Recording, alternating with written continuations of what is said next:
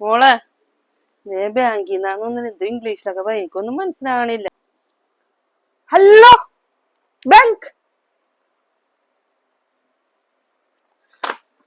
I will talk to my dad, okay? Okay, wait. I will call him back before 5 p.m., okay?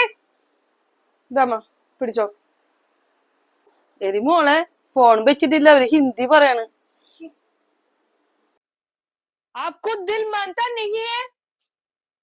अच्छा. അച്ഛനെ വിളിക്കണോ മോളെ? അമ്മ ഹിന്ദി. ഇതമ്മ എല്ലാം സംസാരിച്ചിട്ടുണ്ട്, നീ യാതൊരു പ്രശ്നമില്ല, പിടിച്ചോട്ടാ.